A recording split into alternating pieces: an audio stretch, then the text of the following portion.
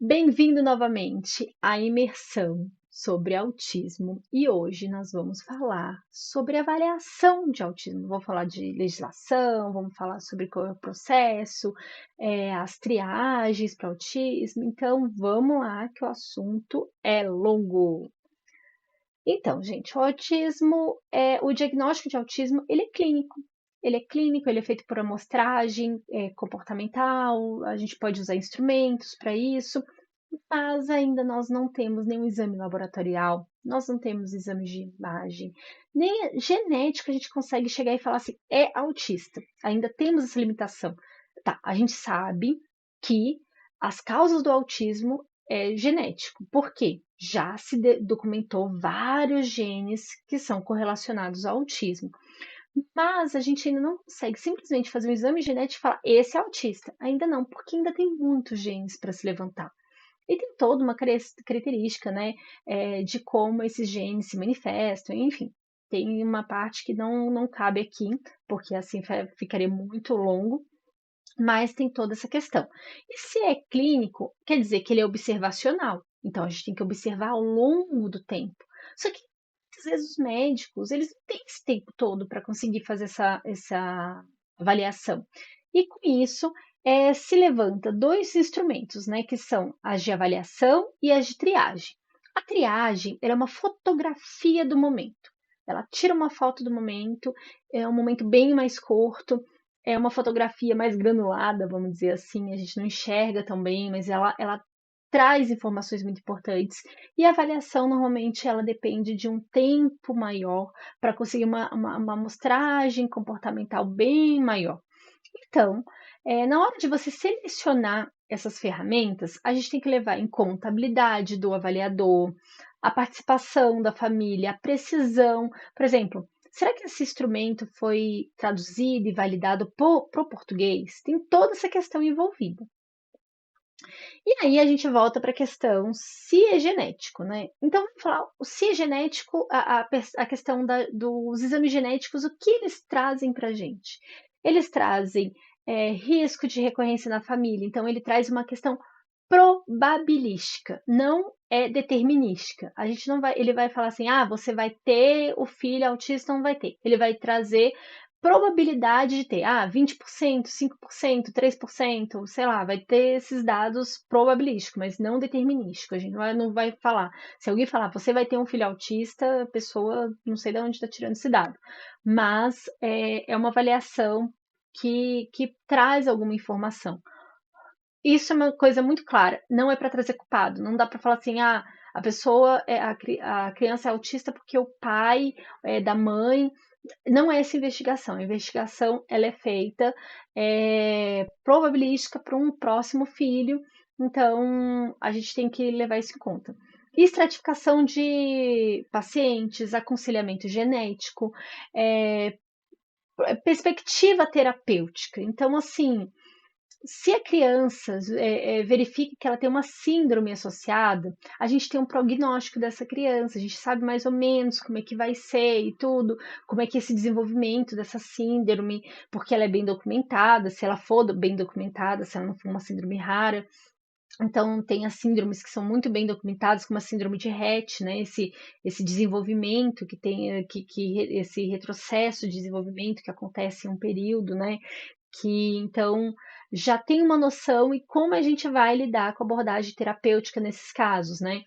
Essa segunda camada diagnóstica e auxiliar em alguns casos no diagnóstico a etiologia do autismo, então é interessante, como eu falei, tem casos, o autismo sindrômico, tem certos casos que fala assim, quando está associado a uma síndrome, né, e aí tem características autísticas envolvidas, então o exame genético, ele proporciona muita informação, só que o diagnóstico continua sendo clínico, continua sendo clínico. Então, assim, qual é o momento que eu, como uma estudante, como uma pessoa que vivencia análise do comportamento, vivencia o autismo, o que eu aconselho normalmente aos pais? Normalmente, muitos médicos dão aquele bolo de exame para a pessoa fazer, e a pergunta é: com o resultado desses exames, o que você vai fazer com isso? a gente tem que saber o que vai fazer dependendo do resultado. Se o médico não sabe, se ele pede por curiosidade, é estranho. É estranho, questiona. A gente não tá para matar a curiosidade de médico. A gente não tá para matar a curiosidade de ninguém, porque isso é tempo. O exame genético é um investimento grande, ele é importante, ele é extremamente importante. O ideal seria que todo mundo fizesse exame genético, porque ele vai trazer muitas informações relevantes para agora e para o futuro, porque vai ajudar outras famílias, outras crianças, vai ajudar as pesquisas. Então, é, ele é muito importante para isso. Mas visto que a maior parcela da população brasileira tem restrição financeira, depende de plano de saúde. Quando não tem plano de saúde, tem que tirar do bolso. Qual é o caminho que normalmente eu recomendo para os pais? Tem uma inspeção de saúde que é importante, saber se a criança escuta bem, se ela enxerga bem, se ela enxerga assim, dentro de uma normalidade, porque tem algumas que vão ser difíceis de fazer um exame mais preciso, né, para saber a qualidade dessa visão. Mas isso é importante, a gente saber se escuta bem, se enxerga bem. Uma avaliação motora. Essa criança, ela anda direito? Quando eu falo anda direito, mas meu filho anda, mas ele anda direito, ele corre direito, o movimento é adequado para a idade, esse movimento, ele pula, sabe? Essa questão, essa avaliação motora. Ela tem questão sensorial, por exemplo, você vê que ele tem uma questão alimentar ali, ou na hora de certas roupas ele sente muito incômodo, é, ele tem necessidade de coisas mais afagando assim ele, então talvez uma avaliação sensorial seja interessante. Que mais?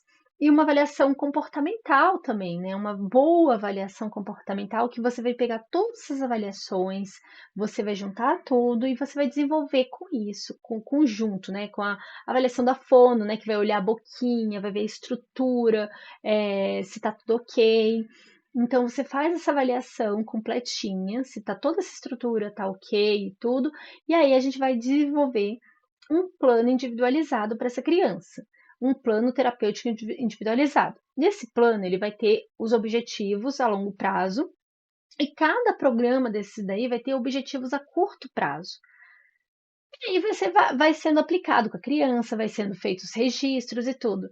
Se essa criança não começar a desenvolver em um certo tempo, então, assim, por exemplo, está fazendo um programa com a criança de imitação e passou 2 semanas e não diminuiu o nível de ajuda. É alerta vermelho. É alerta vermelho. Tem uma criança de 3, 4 anos, se não diminui o nível de ajuda em 2 semanas, tem que estar assim piscando. A gente tem que rever esse programa. Rever o programa, modificou o programa, conversou com o supervisor, fez reunião com os pais, sabe? Modificou tudo, não está dando certo, volta para o médico. E aí vamos avaliar com hipóteses, né? Sei lá, se a criança tem umas crises de ausência, aí vai verificar se tem epilepsia, se não tem, enfim. E aí, por fim, a gente vai para a parte genética, sim. Porque chega um momento que a gente precisa de respostas, porque essa criança não está desenvolvendo. A questão é, se a gente começa com isso como primeiro passo, muitas vezes os pais que têm limitação de recurso, eles vão tirar o dinheiro de uma boa avaliação comportamental, uma avaliação com uma fono, uma avaliação para investir no exame genético. Então a gente tem que estar balanceando. Se você tem condições financeiras para fazer um exame genético, logo de cara, faça, faça. Vai trazer muita informação importante, muita. Mas se você não tem, a prioridade nesse momento é ter uma boa avaliação, tanto estrutural da criança, de como ela se comporta. Então, assim, isso é muito, muito importante. Passar um analista do comportamento, uma boa fono, de preferência que essa fono tenha seja analista do comportamento também, que aí já pega o pacote só, né? Ou uma terapeuta ocupacional, um psicomotricista, ou um fisioterapeuta também, né? Às vezes é bacana, tem pessoas que têm a mesma figura, né? Tem algumas pessoas que têm a mesma formação. Que mais? Uma boa avaliação médica, né? Ver se a criança enxerga bem, se ela escuta bem, se ela escuta, né? Pelo menos assim, se ela tem essa questão. Então, são itens que são muito importantes e a gente tem que colocar na balança. Seguindo aí, a triagem. A triagem, ela dá o alerta vermelho. Ela fala assim, ela não dá uma visão ampla do repertório da criança, as habilidades, capacidades, as barreiras, não, ele não dá. Ele só fala que, assim, tem alguma coisa errada, era para estar fazendo isso, não está fazendo isso. Então, ele indica uma possível presença de um atraso de desenvolvimento, mas ele não é capaz de descrever ou identificar a natureza do atraso, o tamanho desse déficit, ele não mostra isso, ele só fala se tem ou não tem.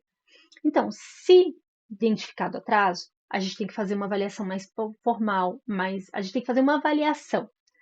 Se a triagem mostrou um alerta vermelho, a gente faz uma avaliação mais profunda.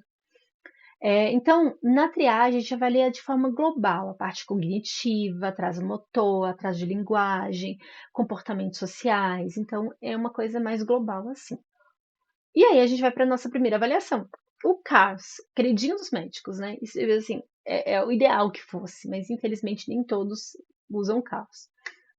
Eles são 15 itens que são respondidos normalmente com os pais, os responsáveis da criança, que tenha mais de 2 anos. Ele é validado em português brasileiro, ele é gratuito e você basta colocar seu celular virado aí, tá o QR Code dele. Se você tiver com esse PDF, basta você clicar nesse QR Code que você já vai para o caso. Já deixei assim tudo mastigadinho para que você possa acessar. Vamos lá, o SCQ, ele é muito interessante, são 40 questões.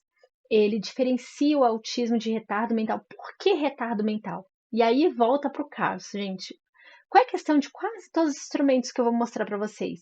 Eles foram desenvolvidos e validados, porque demora, gente. Do momento que faz o instrumento até ele ser validado, é um período longo.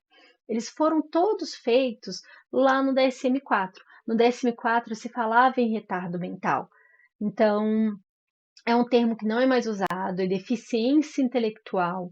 Então, isso daí tá como retardo mental, porque era um termo, é porque eu peguei a tradução, gente, eu peguei a tradução, mas é um termo que era usado no DSM-4. Então, a gente vê essa diferença, né? Então, com isso, a gente já sabe que esses instrumentos eles não vão ser muito sensíveis para aquele autista nível 1. Aquele autista que tem algumas características, você vê que tem aquele transtorno, aquele sofrimento, mas ele não fecha. Por quê? Ele foi feito para aquele autista nível 2, nível 3. Então, tem essa questão. O STAT, que é uma avaliação interativa de crianças de 24 a 35 meses de idade, administrada por um médico treinado. Pelo que eu lembre, ele tem uma parte paga e uma parte gratuita, esse daí. Mesma coisa o outro. O SWYC, que é a observação dos pais sobre a interação social. Eles são 7 itens, é rapidão essa avaliação, de 16 a 35 meses, ela é gratuita, assim, 5 minutos mesmo de aplicação. Pode ser feita por pais ou profissionais, ela é validada para português brasileiro. O MChat são 20 questões do tipo sim ou não, que pode ser auto-preenchidas por pais de 18 a 30 meses de idade. O que é necessário é que os pais sejam alfabetizados e estejam acompanhando, levando os filhos nas consultas pediátricas e é validada para português brasileiro.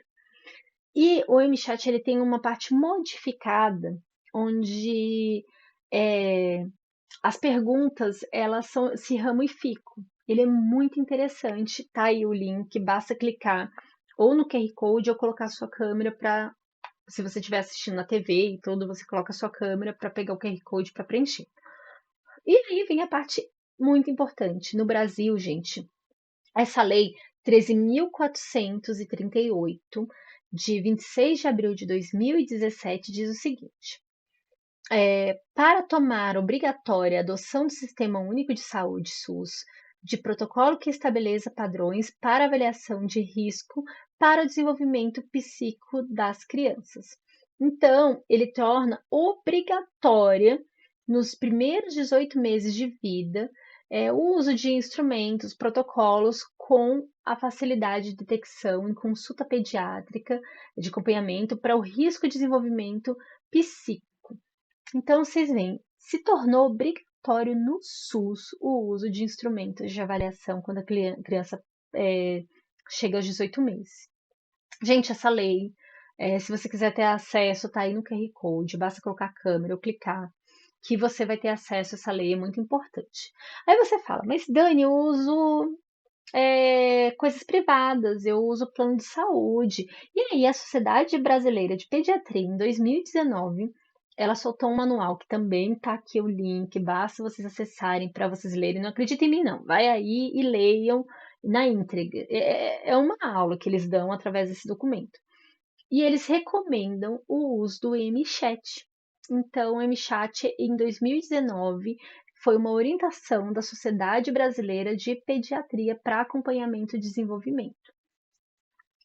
Infelizmente, muitos médicos ainda usam. Então, eu segui aqui as orientações que tem na regra do MChat para poder apresentar para vocês. Então, tem todo. Se você for copiar isso, você tem que seguir toda essa regra que está aqui, que é colocar o nome, quem fez a tradução, enfim, você pode usar, mas você não pode usar ele de forma paga. Então tem uma série de regras, tá ali no MChat, então você tem que seguir. São essas perguntas. E aí eu vou pegar uma para explicar mais ou menos para vocês. Olha isso daqui. Se você aponta para qualquer coisa do outro lado do cômodo, sua criança olha para o que você está apontando. Por exemplo, se você apontar para um brinquedo, um animal, sua criança olha para o brinquedo ou animal. E aí, esse daqui que eu falei, que é o RF, que ele traz toda essa divisão da pergunta. Então, o que passa, o que não passa, ele vai fazendo todo esse organograma, assim, até você conseguir dividir. E aí, essa é uma das perguntas centrais. Qual é a resposta mais habitual? A gente, quando está pensando em análise de comportamento, a gente pensa em frequência de um comportamento. Se ele acontece, tipo, 70% das vezes, ok. Mas se ele acontece 20% das vezes, 30% das vezes é muito pouco. Então, isso já se torna preocupante. Então, não é simplesmente, não faz, mas faz pouco. E isso daqui é muito interessante, essa pergunta. Se apontar para qualquer coisa do outro lado do cômodo, olha para o que você está apontando. A gente consegue tirar várias coisas relacionadas a isso. Então, o que? Se olhar para o objeto, quer dizer que entendeu a intenção comunicativa de apenas um gesto e tem um bom rastreio visual, entende que apontar indica uma solicitação. A gente segue. Se você apontar para um objeto e a criança imitar a sua ação, ela apontar também, ela quer dizer que ela imitou, mas ela não entendeu a função comunicativa. E quer dizer que ela tem um bom rastreio, um bom repertório de rastreio visual. Olha para o objeto e comenta. Então você apontou, ela entendeu a intenção comunicativa apenas com gesto, tem um bom rastreio visual, entende que apontar indica um mando, uma solicitação e nomeou o objeto. Ela tateou, ela fez um tato. Então, assim, uau, legal. Olha para o objeto. Então, aqui, ó, olha para o objeto e comenta. Então, tem toda essa questão. Quer dizer que ela. E ela ainda tem a questão da atenção compartilhada, né? Que ela vai e divide. E se ela ignora o pai e a mãe? Possível falha na performance visual e possível falha no sistema vestibular. Então, ela não consegue fazer essa questão, ela não percebe. Olha ao redor do cômodo, fica aquela coisa perdida. Você apontou, mas ela vai, olha, não consegue direcionar. Falha na performance visual, falha no sistema vestibular e possível falha na praxe. A praxe ela é dividida no seguinte: ideação, planejamento motor e execução. A ideação é um processo cognitivo que envolve você gerar a ideia do que você vai fazer. Então você faz toda essa ideação, ok, eu tenho que olhar para tal lugar, o que eu tenho que fazer para fazer isso? Em pouquíssimos milésimos segundos, o seu cérebro se organiza aí. Aí o próximo passo é planejar o motor. Então ele assim, ok, vou planejar, vou fazer esse plano de ação motora para executar essa tarefa. E a execução, que é onde a gente vê a ideação, que é a criança vai lá e aponta e olha, enfim.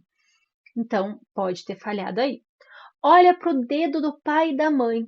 Ao invés de olhar para Onde está vendo, olha para cá. Então pode ser uma falha na teoria da coerência central, como também não entendeu todo o sentido. Então, pessoal, é importante que entenda esses instrumentos, eles são extremamente complexos, eles parecem serem simples. Quem lê assim, muitas vezes acontece dos pais responderem de qualquer jeito esses instrumentos por falta de orientação. Então, apesar de ele parecer muito simples, ele traz muitas informações relevantes e um profissional atento, coletando essas perguntas com os pais, pode ser muito mais rico que os pais fazendo sozinho.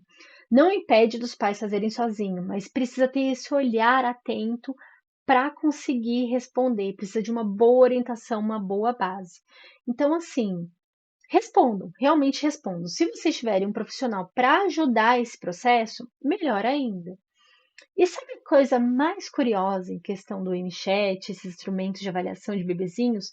É que mesmo se você é adulto e você está fazendo o rastreio do seu diagnóstico, e você é sua mãe, lembra muito bem, você tem sua mãe, sua avó, seu pai que lembra da sua infância, que tem vídeos da sua infância, enfim, é possível preencher de forma retrógrada, assim, você pode trazer. Então, vai trazer informações também. Muito curioso isso. Não foi o meu caso, porque na época nem existia esse instrumento, assim, isso é coisa nova. Eu fui diagnosticada há muitos anos, gente. Já tem 21 anos. 21 daqui a pouco vai para casa dos 22 anos que eu fui diagnosticada. Eu fui diagnosticada com Asperger na época. Então, o olhar da minha terapeuta e do psiquiatra, eles foram muito sensíveis, que era um caso assim, mas eu também estava passando por uma época mais difícil, então as estereotipias estavam mais latentes, tudo estava mais latente naquela época, né? Adolescência é um ó. Então, gente, encerrando aqui a aula, explicar como é que vai ser os próximos passos. A nossa próxima aula é prática com evidência, as práticas com evidências e as etapas das terapias com evidência. Como é que é esse processo de avaliação, de fazer o plano individualizado? Como é que é essa formação dos programas, a decisão em relação a isso? E reavaliação, enfim, todo esse passo a passo para que vocês se empoderem de informação. Então, gente, é isso. Até a próxima aula e muito obrigada. Até mais. Tchauzinho.